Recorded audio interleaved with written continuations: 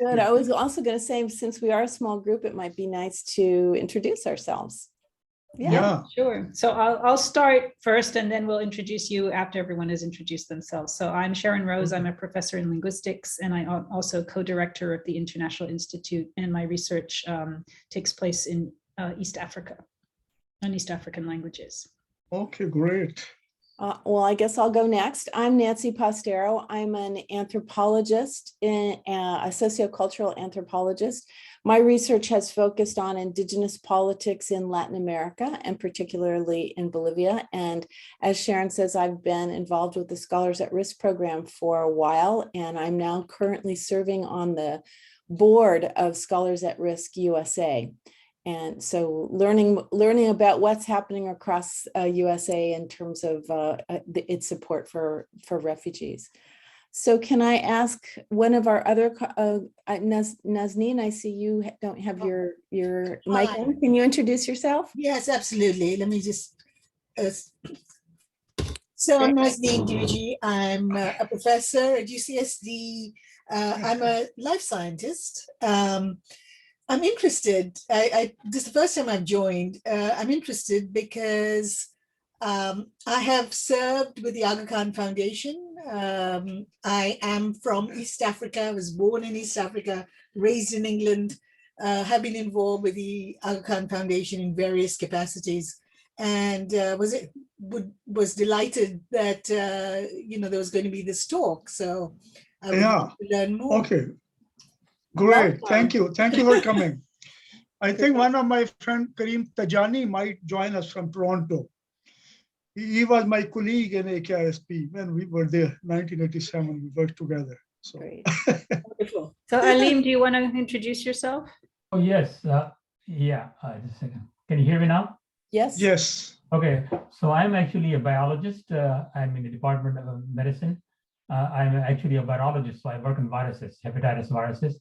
But my interest is always has been in the social studies and the kind of talks we have at UCSD. And I'm from Hyderabad, India. And I'm just curious to see what our speaker has to say. Okay, great. Wonderful. And I see that Shanila has trouble with her audio, that she's I'm using she, I hope that's right, a scholar of gender and Islam based at Bowdoin College. And then finally, Jade is here. Okay, Shanila has in her chat, she has introduced herself. So yeah. Okay. Jade, would you introduce yourself? Yeah, hi, I'm an archaeologist and I work on the Eastern Tibetan Plateau, and I'm also the co-director of the International Institute along with Sharon, and welcome. Great, so I will introduce Fayyaz. Dr. Baqir is a professor of developmental practice, and he has taught at the School of International Development and Global Studies at the University of Ottawa, and also at the O'Brien, was an O'Brien Fellow at McGill University, which is where I got my PhD. And he has also been a visiting scholar at Gothenburg University in Sweden and the School of European and International Public Law at Tilburg University in the Netherlands. His professional and academic interests include participatory development, human rights, aid effectiveness, poverty alleviation, and social accountability. And he has received Top Contributors Award from the UNDP Global Poverty Reduction Network back in 2007 and 2008. And he has been prolifically publishing books over the last few years. Several books have come out, including his most recent one, Social Transformation in Pakistan, The Art and Science of Linking with the Other, and also Beyond Free Market, Globalization and Social Inclusion, as well as a couple of others. So, but you can, today he's going to talk about, his title of today's talk is Humility as the Key to Peace, Prosperity and Progress, Reflections on Aga Khan Rule's Support Program Work in Pakistan. So thank you so much for joining us today, and we're looking forward to what you have to say.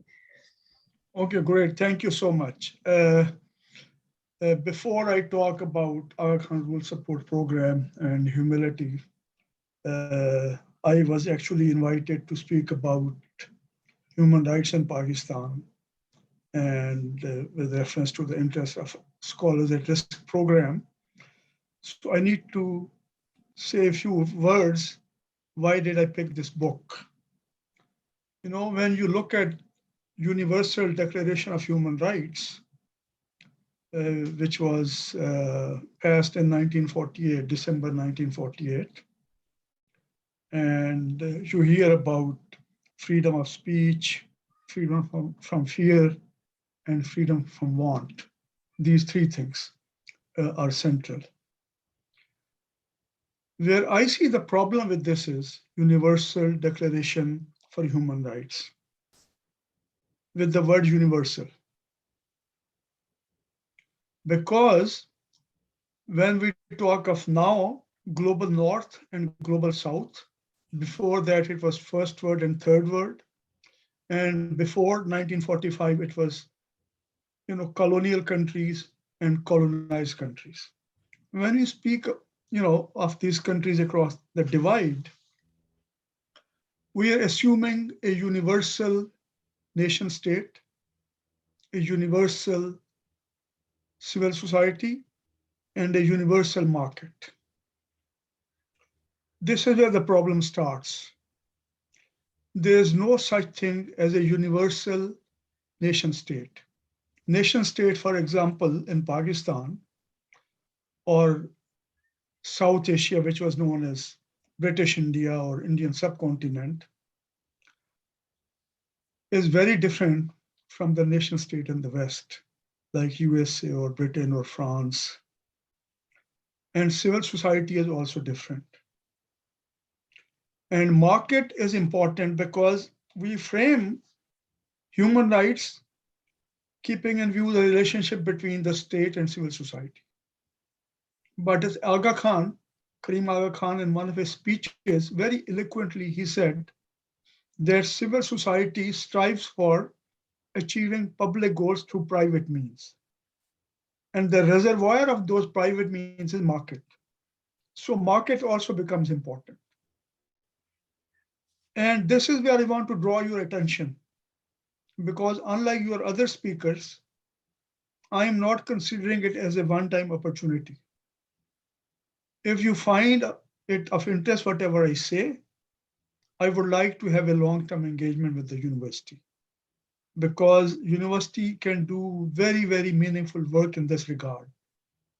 One 45-minute talk is nothing. So the problem is it is a peculiar state, it is a peculiar civil society, and it is a peculiar market. That is why this concept of universal declaration creates two possibilities. One is what I call the path of estrangement, and the other is path of engagement. Aga Khan Rural Support Program, or humility, comes as showing us the path of engagement. But before that, most of the people who talk of human rights, they frame it as a path of estrangement between the state and civil society. And that is where the problem arises. Now let me begin.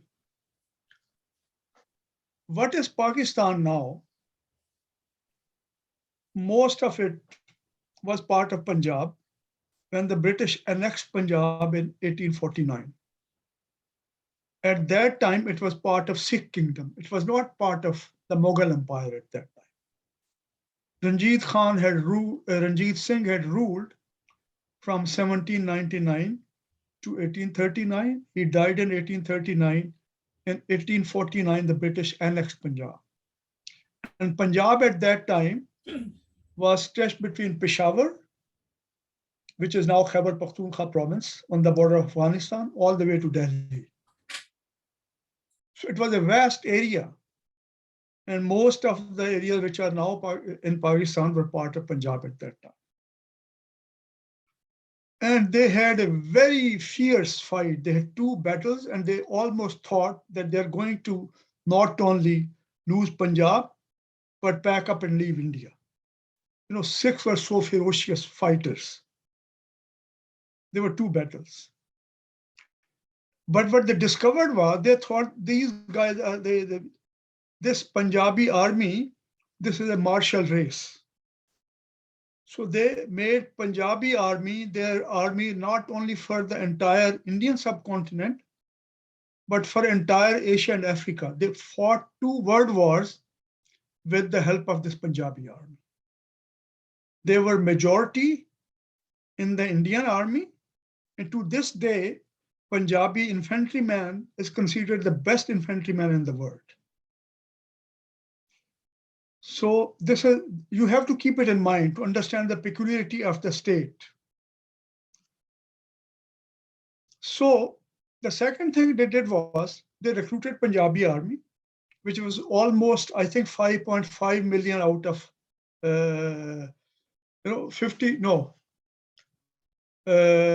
500,000. So 1 million army, but 5.5 or 55% of that army was Punjabi. But the problem was they had to keep that army loyal to them, and also to prepare that army to fight their war all over Africa and Asia. That is one problem. The other is that most of Punjab was pastoral when they conquered Punjab, and the Punjabi tribes are very unruly tribes. It was very hard for them to rule them. So they wanted a loyal army. They wanted a loyal political class that could control the local tribes, keep them under their control.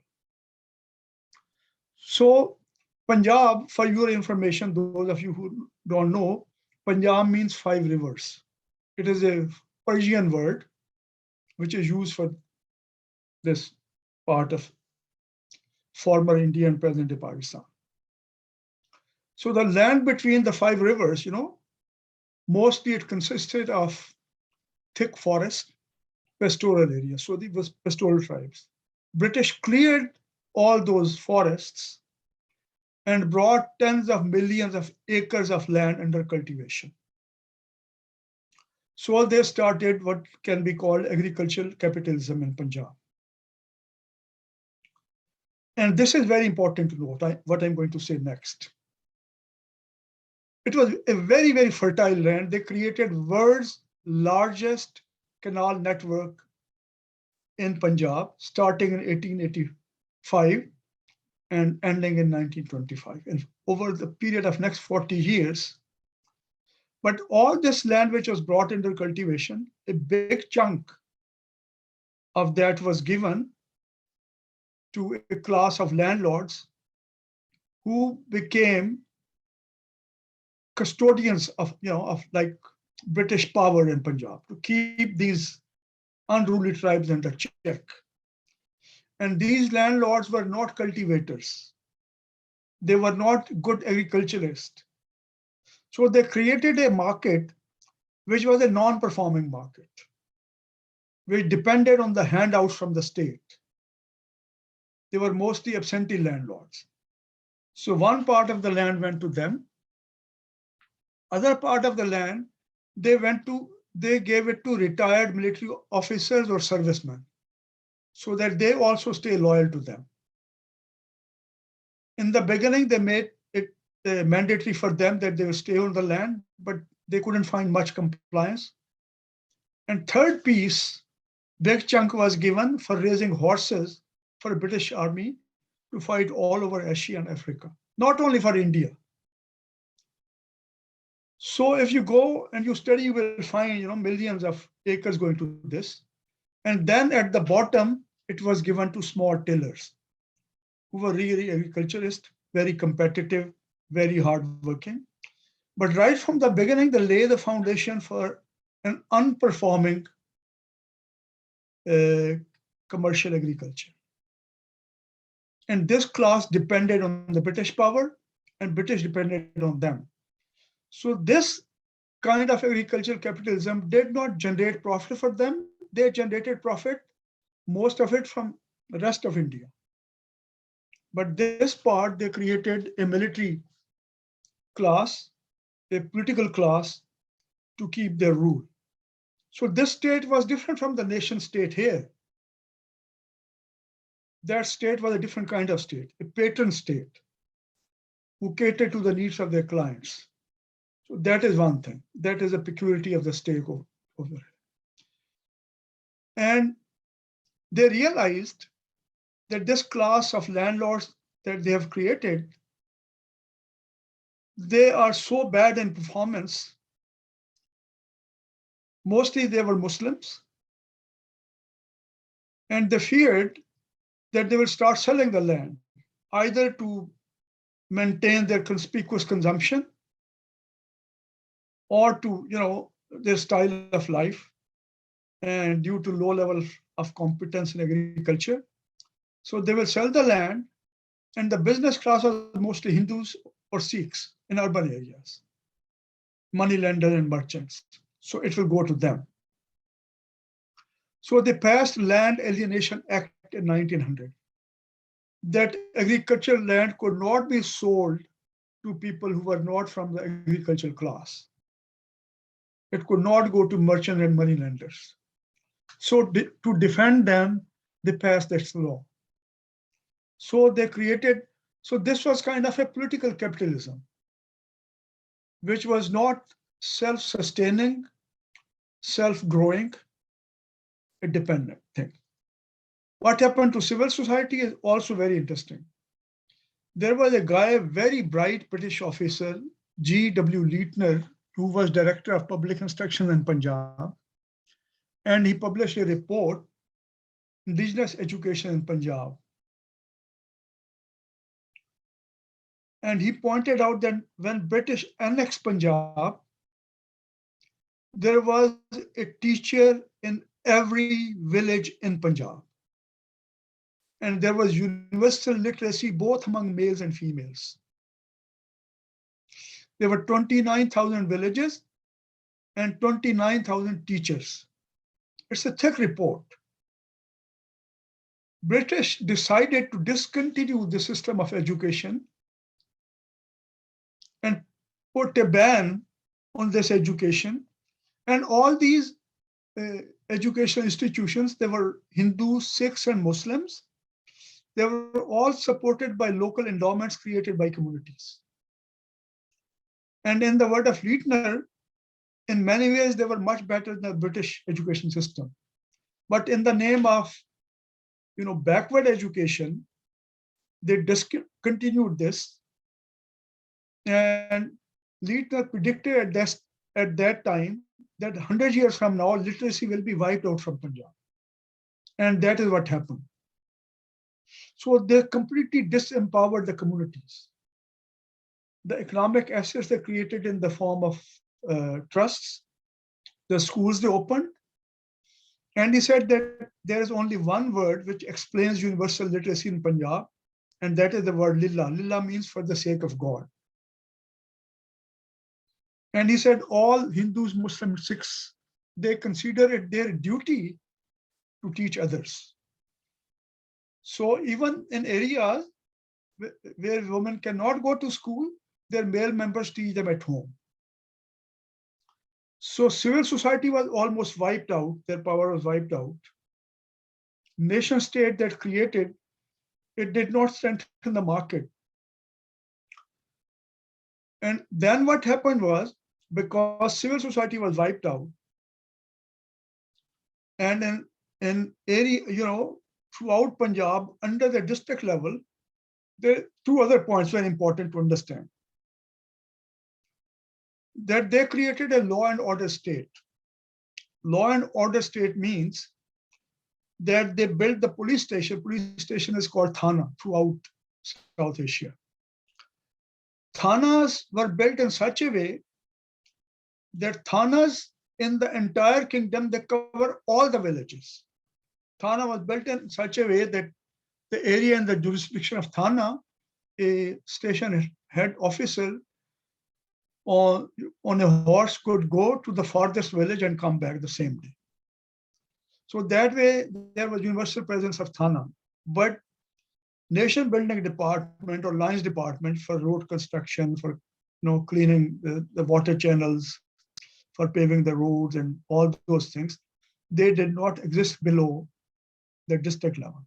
So this task was also given to the landlords. They commanded unpaid labor from the parents of their land to do these things. So state also was a law and order state. It does not function like the nation state here, which it takes the burden of welfare functions also. So it only took security responsibility and law and order. So there was a vacuum. There was no civil society. There were no law and order department. So it was a truncated state and fractured and disenfranchised civil society, which came into existence as a result of this nation state building project. And the result was, when Pakistan came into existence, it solely depended on agriculture. There was only one factory, only one flour mill in entire Pakistan. And landlord class, their tax ratio was low. It was mostly barter economy. So starting from 1947 up to now, 2020, almost 70 years, Pakistan's tax to GDP ratio has been only 10%. So with those 10%, they cannot allocate a high level of budget to education or health, which is needed for human development. So if civil society organizations go there and start raising their voices and laying picket lines and all those things, it doesn't help. Because the kind of structure that has to be created, even if they raise their voice, unless this tax to GDP ratio is changed, and that can happen if the state market dependence on the state is reduced, if rent collection behavior is changed, if the structure changes take place. Without those changes taking place, just raising the voice for human rights doesn't work. So in these conditions, there was another option. This option is first option is estrangement, going and raising your fist, demanding for your government, going to agitation, protests, something like Arab Spring. And Pakistan has seen many of those Arab Springs. And I was part of that ride when I was 19-year-old, an undergrad student in Punjab University. I've been there. I was twice summoned to the summary military court.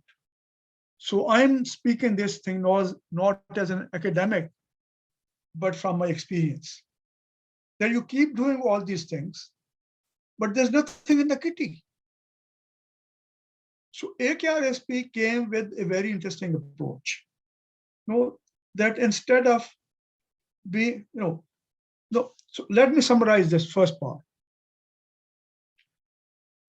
This, sort of having a very limited role of the state, law and order state, on the one hand, a fractured and disenfranchised civil society on the other, it had one key impact, and that was creating a deep level of mistrust between the state and civil society. And that has been the basic problem. And second thing attached to it at the structure level was, as I told you, that those trusts were wiped out, civil society was disenfranchised, so there was no social infrastructure which works with the state and the market for achieving those rights.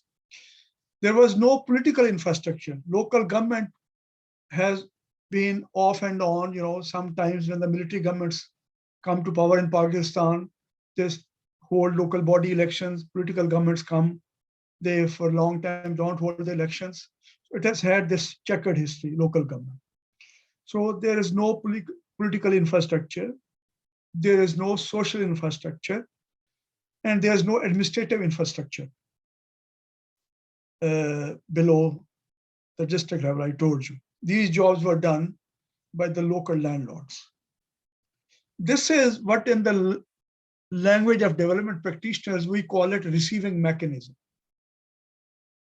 So whether USAID or other donor agencies keep sending money, there's no receiving mechanism. So it's like pouring money into a bucket with a hole. You keep pouring it and it is never filled. And then you blame those people of being corrupt. You first need to understand what the hell is going on there. There's no receiving mechanism. So first thing you need to do is you need to invest in restoring that infrastructure, social infrastructure, creating that receiving mechanism, and then sort of engage them with the government.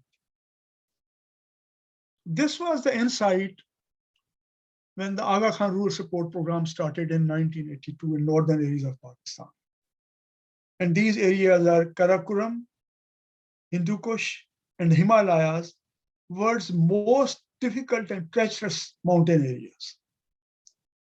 They started work over there. And this insight was there because the person who intellectually led this program was Dr. Akhtar Hamid Khan. And he knew that since social infrastructure does not exist, so first thing is to create that social infrastructure, to invest in building that social infrastructure. And since trust doesn't exist, second thing is to build trust between the communities and the outsiders, whether they are development professionals, whether they're government officials or donors. And to build that trust that cannot be built through the tyranny of experts. You cannot go there as an expert and dish out to them that here comes the money and here comes the template and solution for you. Your job is only to take it and implement it. It doesn't happen there. You cannot build social infrastructure and you cannot engage the community. So there comes the other discourse, alternative discourse. What happens, the problem that happens with donors and international NGOs is that they go with predetermined solutions. They go there with predetermined ideas, and they also go with predetermined time framework, that within this time framework, this has to be delivered. It doesn't work that way. When you build infrastructure, you have let the communities to unleash their potential. And it is a process, very demanding process, and I will talk about that now. I want to tell this first part, because without knowing this, you cannot understand the significance what Aga Khan Rural Support Program did. So when they started the program, their approach was that you give agency to community instead of professional. You build social capital and create a receiving mechanism. And you ask the communities what are their priorities. So this is very important. Rather than an economist going there with a questionnaire and knocking at every door and collecting data and then deciding who is poor, who is not poor, what should be done for the poor, what should not be done for the poor, they started an approach which is called diagnostic dialogue. And before I come to diagnostic dialogue, I want to say, a few words about the word humility, which I've used in this conversation. So their approach was that instead of demanding rights or instead of dishing out money, you engage, you build trust through humility. What does humility mean? Humility means willingness to learn from others. Humility doesn't mean going and touching someone's feet or being weak and timid or swallowing your word. Humility means willingness to learn from the other, knowing that my knowledge and understanding is very limited. So whether I talk to a community person, a government officer, an elected representative, a military administrator, a donor, a development professional, I need to learn from all of them. and I have to see where the common ground is. I have to build the common ground. So the modern Aga Khan Rural Support Program started in 1982. And before I proceed, I want to tell about its significance. In 1982, they started work. There were 100,000 households in that area and 1 million population. And while if you are watching Pakistan these days, day and night, there's a very fierce argument going on between various political parties that Pakistan is heavily indebted, that politicians have stolen money. Development funds coming here, they have not produced any result. Interestingly, in 10 years, Aga Khan Rural Support Program in northern areas, they doubled the income of all the households in that area. They were also receiving grant money from foreign donors. So they showed an alternative discourse. They showed the power and impact of that discourse. And when the World Bank evaluated 4 years, midterm evaluation of this program, they were astounded to see the accomplishment. And they said, these 4 years are the 4 years missed by the rest of the world. But I would say even now, it has been 40 years. 40 years are the 40 years missed by the rest of the world, because still there is so much to learn from them.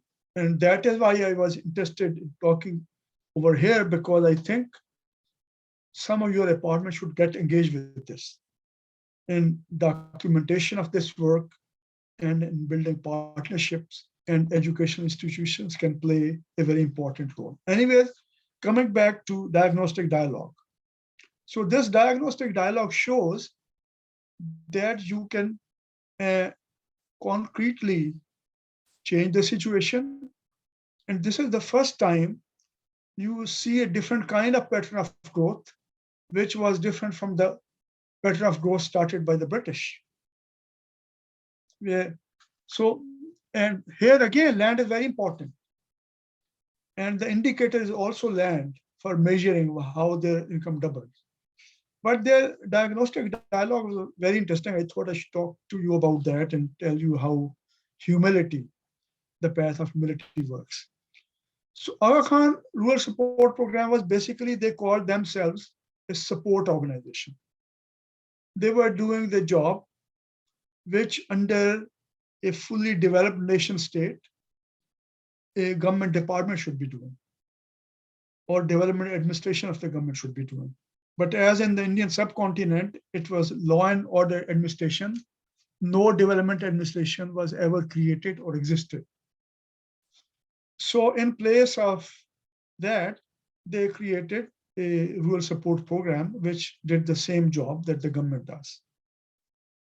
And so they had an economist, they had horticulturist, livestock specialist, agronomist, all these people experts who were part of the management team. So this diagnostic dialogue was held in 3 stages. And at the lower tier, they had social organizers. Their job was to go to each and every village. One social organizer was given between 20 to 30 villages, so that he can spend at least 1 day in a village in the month. They would talk to community members and ask them if they were interested in alleviating poverty to common people. And once they had a feeling that a large number of households are interested in poverty alleviation, then the whole management team will go there and they hold the first dialogue. But before the first dialogue, social organizer told the community that community needs to meet 3 conditions to qualify for receiving support from Aga Khan Rural Support Program. So this was very interesting because they made it reciprocal. It was not that AKSP comes with tons of bags full of money and people receive it. They said you have to earn it. Even we are not asking for money, but you have to take actions which make you earn the support from our Khan Rural Support Program. Our Khan Rural Support Program will provide you technical guidance, and they will help you get credit, and they will provide you first grant funding for first project. No grant funding after that. So they have to meet 3 conditions. And 3 conditions were, one is they organize themselves.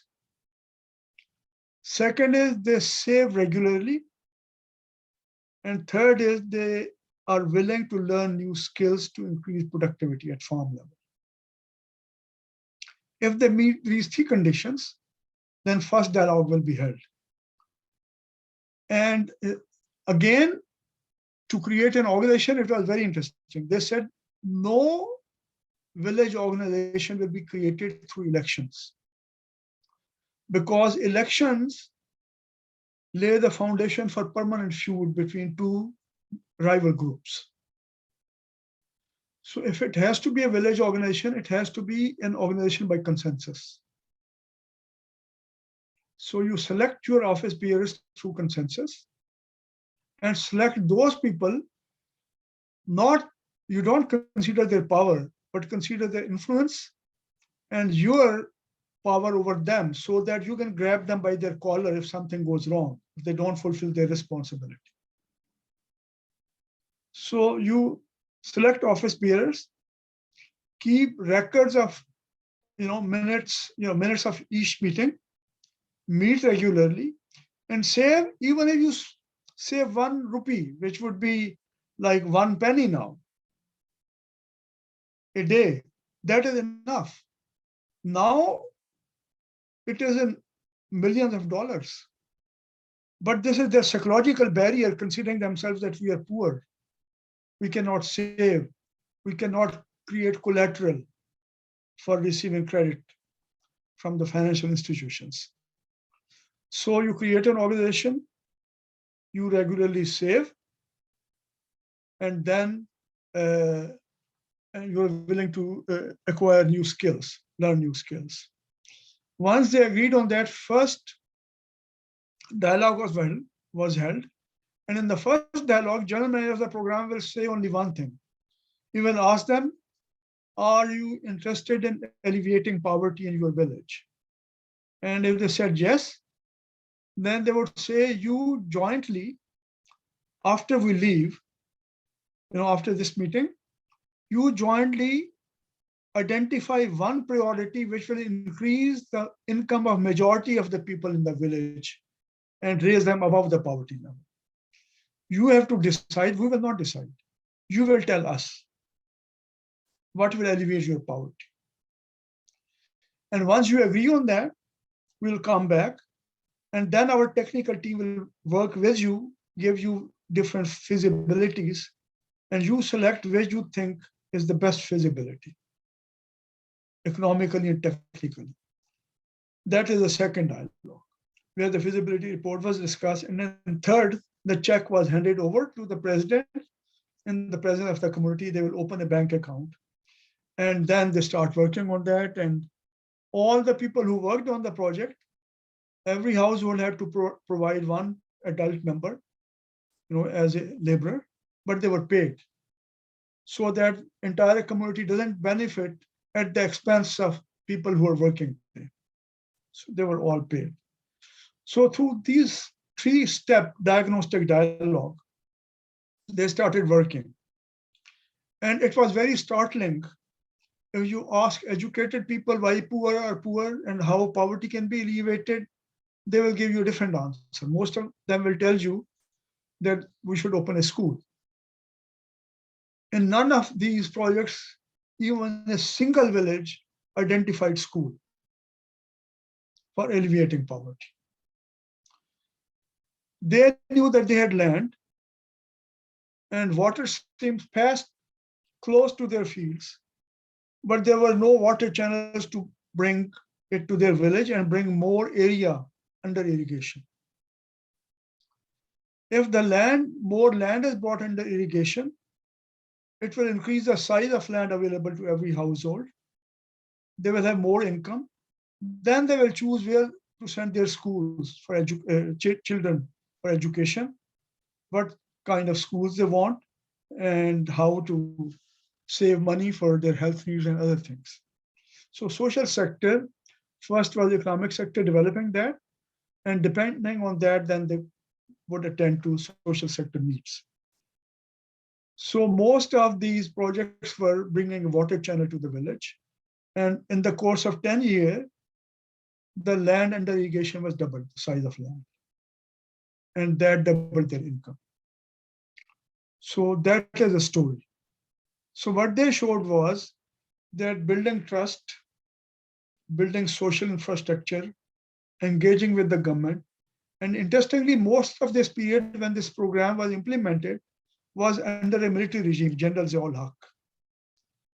And interestingly, the book I mentioned, it's just $25. Those of you who are interested in reading the book, this book is very interesting because Shoaib Sultan Khan, who was general manager of the program, he is a very, very unique development practitioner, something which he learned from the British civil service through his mentor, Akhtar Hamid Khan, who was a member of the Indian civil service. Every meeting he held in a village, every meeting he held with a donor, with the government, with the martial law administrator, he kept record of every meeting. That is called note for record. And this book contains his notes for record, all the notes for record for 10 years in northern area, and then 30 years in the rest of South Asia. It's 650 pages book, only $25 at Amazon. You can order the paperback, paper edition. And the beauty is that those notes for record, they give you a real glimpse of how things change at village level, community level. And when they started the program, all the donors continuously asked them, what about women? You're talking of village organization, you're talking of men. And they would tell them, one of the villagers at some point, he said, we love our women as much as you love your woman. So it's not an issue. But since women work separately from the men, so in the beginning, we will create separate organizations for women, so that they have freedom and independence. They are not dominated by men in the organization. So women organizations were also created. But I will conclude here, and then, so that you have time. In 1992, Shoaib Sultan Khan was given Ramon Magsaysay Award, which is considered Nobel Prize of Asia for his work. And UNDP provided him funding to expand this program to entire South Asia. And it was called South Asia Poverty Alleviation Program. In the next stage, the grant funding, the credit was given to self-help groups entirely consisting of women. So they naturally built this thing. And now this is one of the largest poverty alleviation program in the world, largest South-South cooperation program in the world. And interestingly, two countries which are at loggerhead, there one guy from Pakistan has led the largest poverty alleviation program in India. And they have accepted him wholeheartedly. And Jairam, who was the Federal Minister of Rural Development in India, he was all praises for this program. He was a federal minister under Bharatiya Janata Party's government. So they have shown many ways. One is engagement between the civil society and the government. Other is South-South cooperation. The third is starting from where you are and then incrementally building the program and taking it to further heights. So I will stop here so that if you have any queries or questions. So that was the reason I thought I should point out this alternative also when we're talking of human rights. What is a context in which it makes sense? And this latest books will give you a glimpse into that. Beautiful, very, very interesting, just 1 or 2 pages. You will look at the numbers and you will see how how a village was transformed. Okay, thank you so much. This was really fascinating. Thank you. The floor is open for people to ask questions. Just raise your virtual or physical hand. Yeah. You can see. Okay, Nazneen, go Please ahead. go ahead. Hi, lovely talk. Thank you for that. I just wanted to ask you talked about this network of people that went into the Pakistani villages and had this what you call this dialogue with Yeah. with the people there. How many of those people were actually employed by the Aga Khan organization? How many of them actually earned a salary? And how much of the work was done by volunteers? Because as you know, within the Ismaili community, volunteerism is very much a part of it. And a lot of the Aga Khan Development Network programs are carried out by unpaid volunteers. So do you, TKN. yes. You call it TKN. Time Yes. and knowledge Nazarana. Eh? Yes. I know that. No, the thing is, no one was employed. Okay. Only the professional staff, Aga Khan Rural Support Program, they were employed.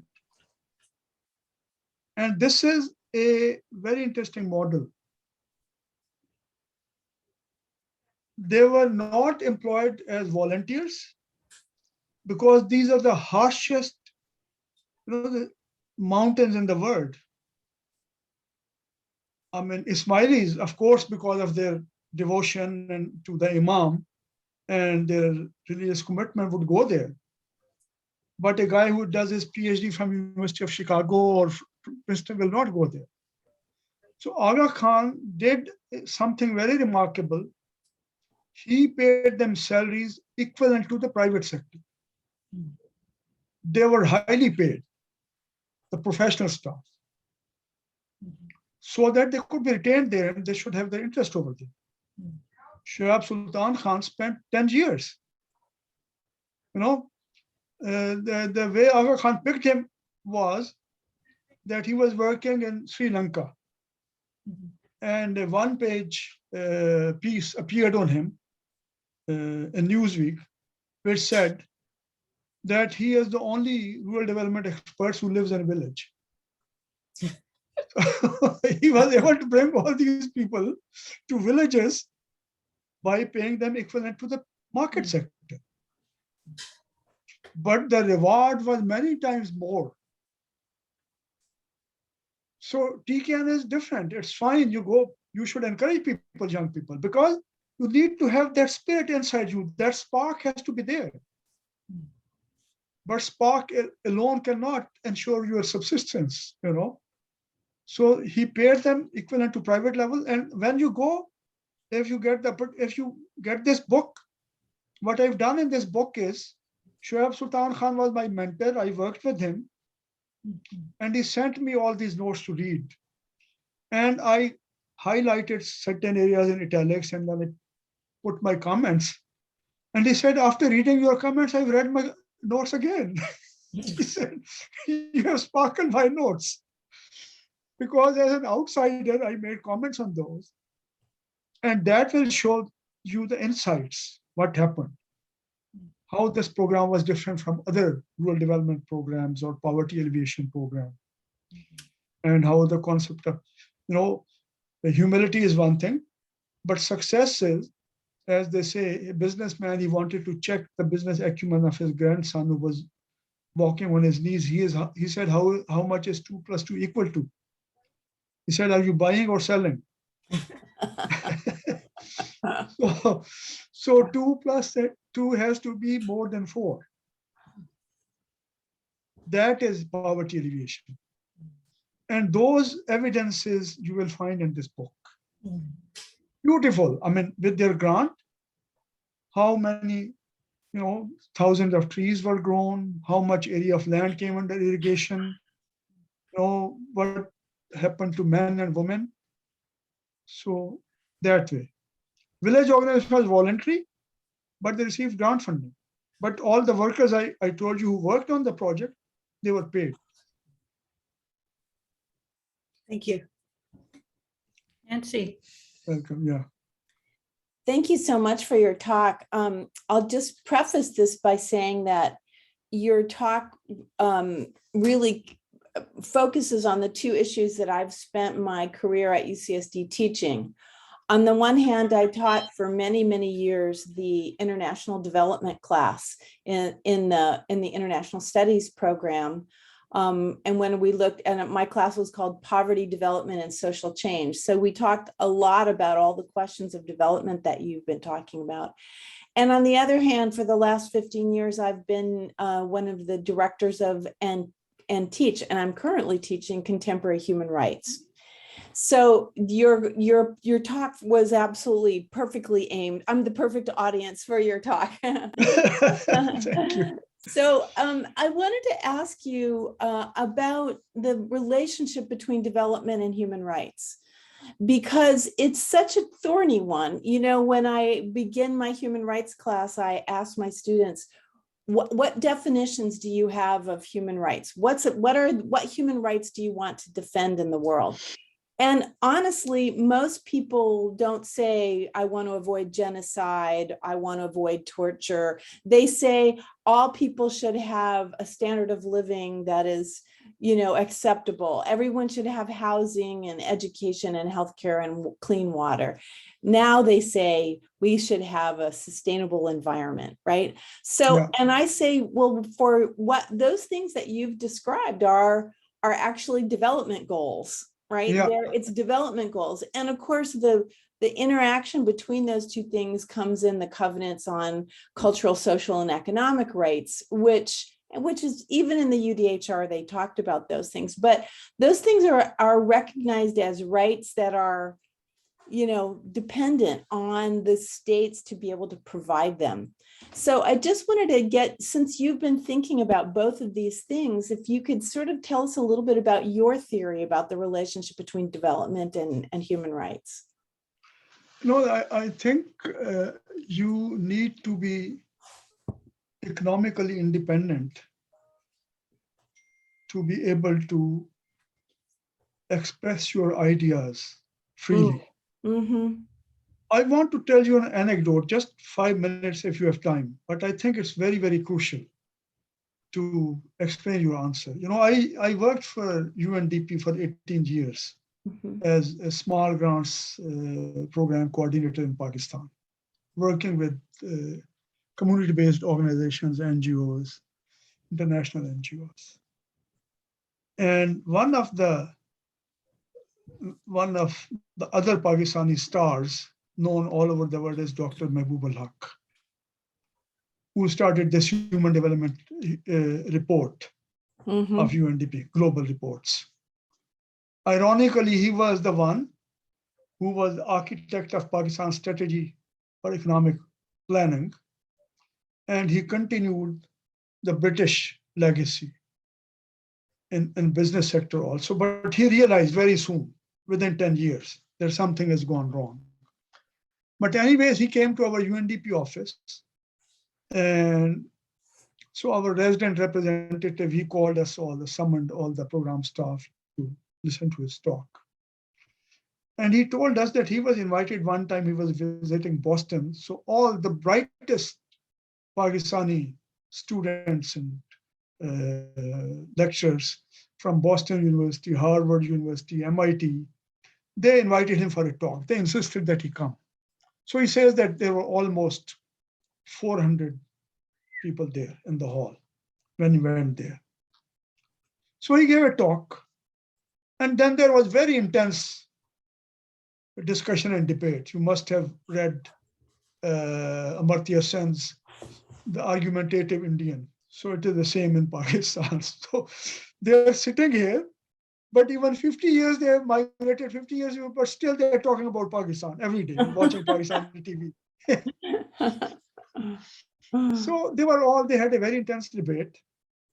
And once that question and answer session came to an end, Mehboob Haq said to them, he said, look, you have asked all your questions. I just want to ask you one question. And he said, I want to ask you, all of you are so passionately engaged in this debate. How many of you will go back to Pakistan? And he said only one hand was raised. Wow. And we started laughing. He said, don't laugh. And that's very interesting, this part.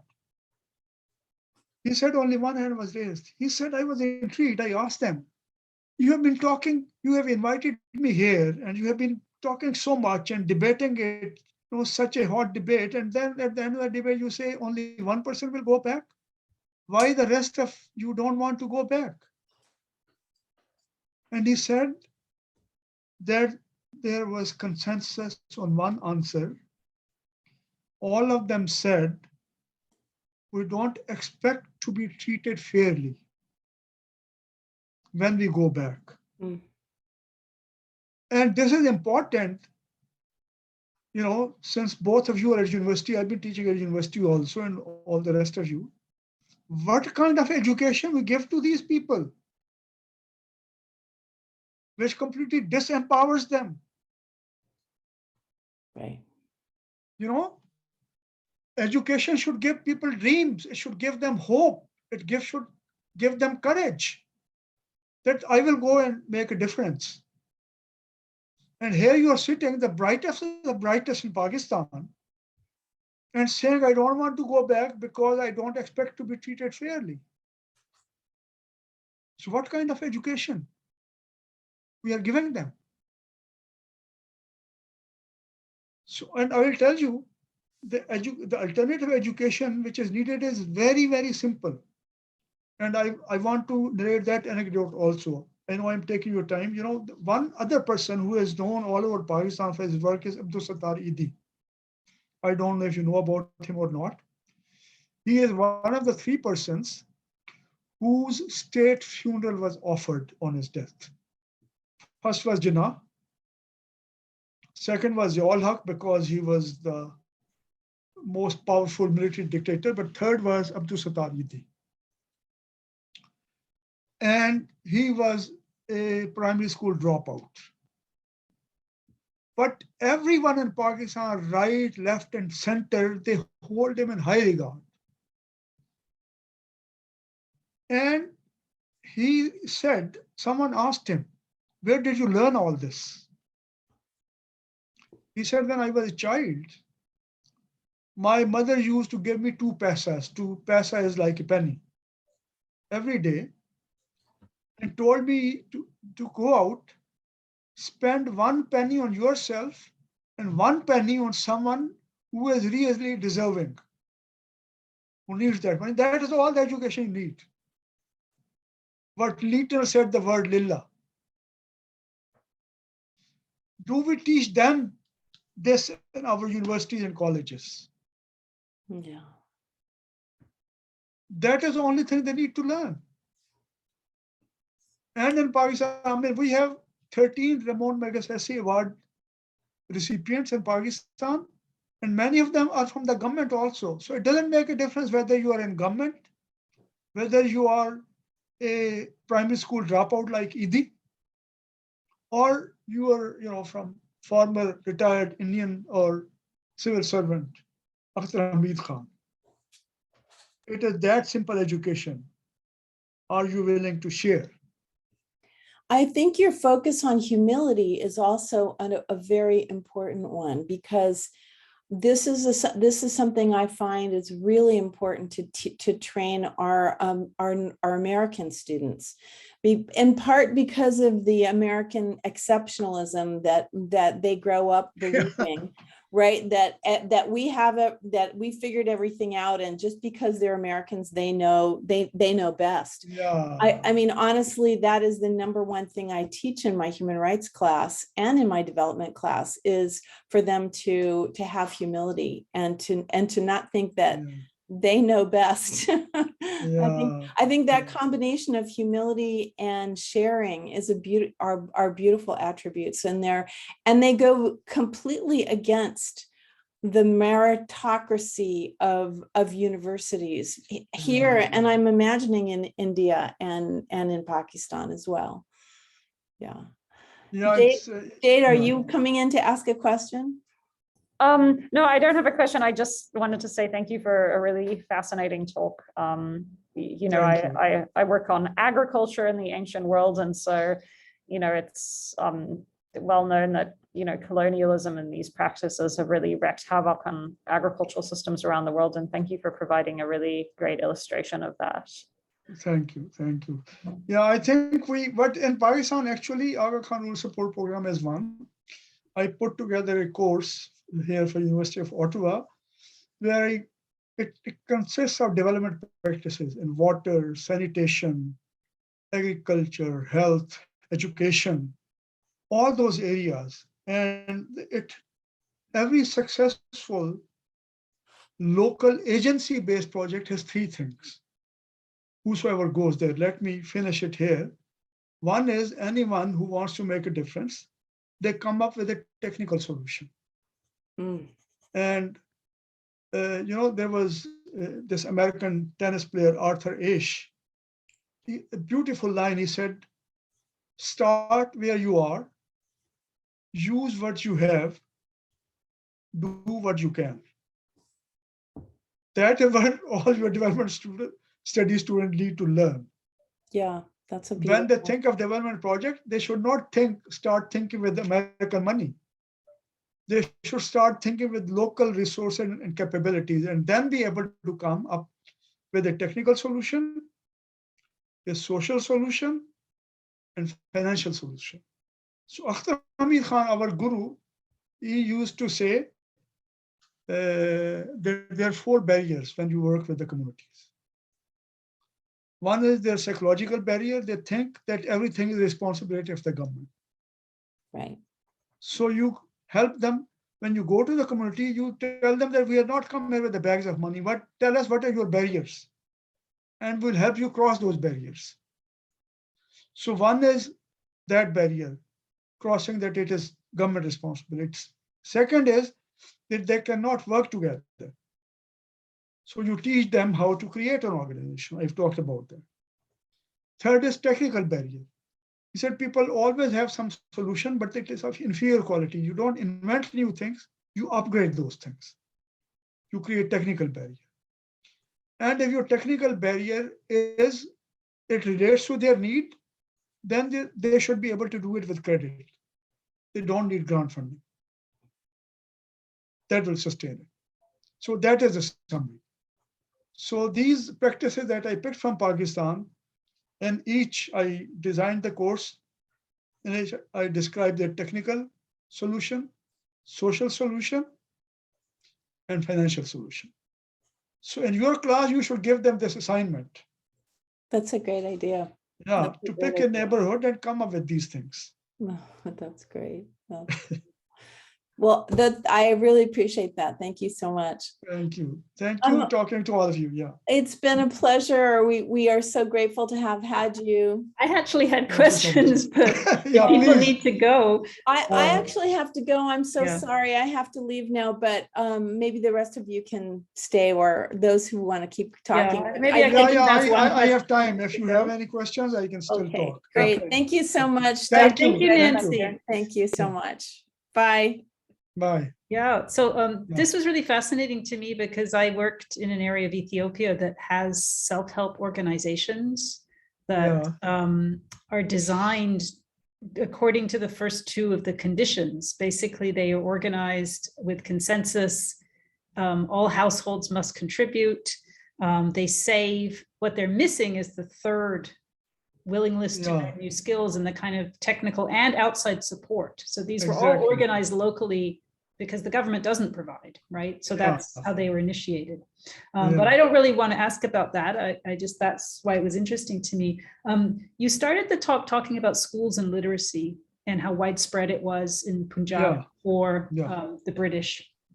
And I wondered, but then you talked about how you needed to have this kind of development, economic development happen first. So I'm wondering the longevity of these programs, what has happened in these areas once the economic development has improved and we see doubling of income and so on, has there been improvement in schools and literacy rates as a result of that? Yeah, two things I want to Sure. mention. One is it's very tragic, you know. Leitner knew, he said 100 years from now, literacy will be wiped out from Punjab.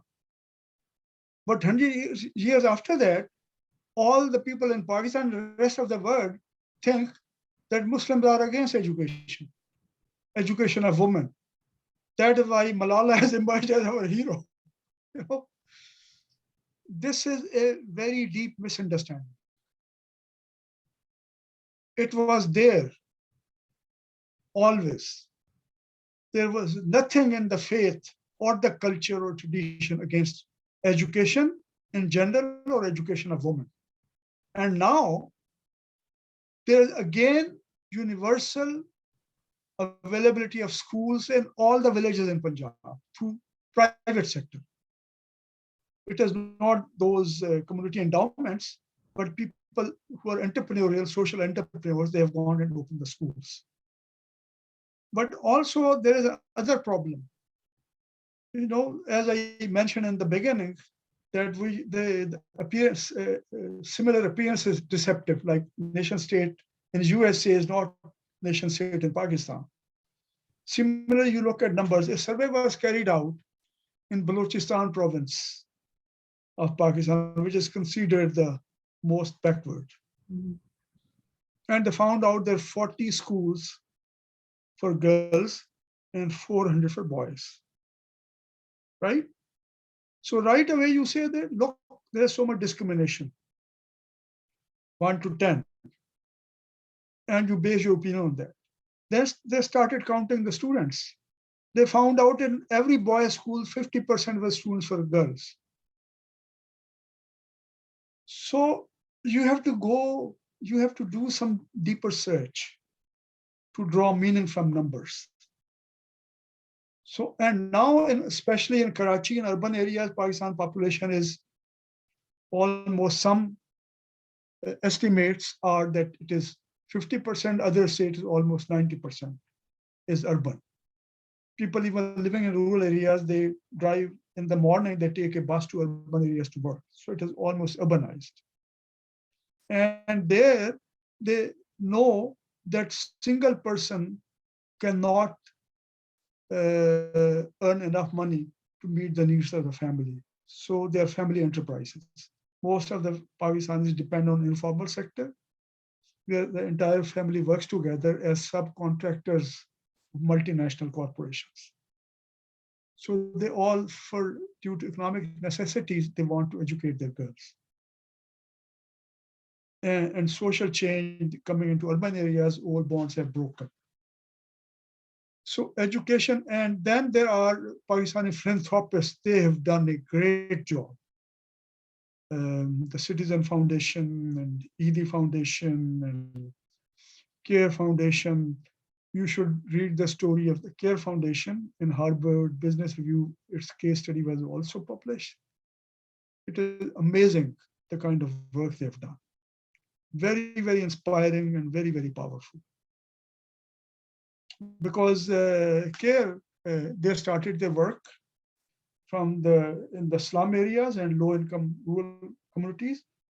They brought boys and girls together in the same school. And they said, we'll have the same syllabi here, which is used in the English medium upper class schools.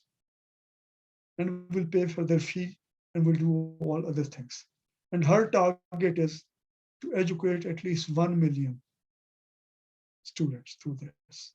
And she raised money and they've done a remarkable job. The whole story is, so in Pakistan, social entrepreneurs, as a class, it's a very, very powerful and influential class now emerging. But unfortunately, Western media and Pakistani media focuses on politicians. All these guys, they are in the backstage. But they are playing a very, very important role and they're doing very, very interesting works in all areas. It's education, it is health, it is microfinance, infrastructure. all other areas, human and social development. Okay, thank you so much and for welcome. coming to talk to us. It was Sure. really, really interesting. I learned a lot for sure. Thank you so much. So I will send you the recording. Okay, I'll send you great. a link once it's downloaded. All right. Thank you again for Yeah. joining us. Yeah. Thank you. very Appreciate much. it. This was So wonderful. any of the people who watch this or who have any questions, they can approach me through email. Okay, All Thank you right. so much. Thanks. Thank Have a you, lovely all day. of you. Thank you for Bye-bye. joining us. Bye-bye. Bye. Bye.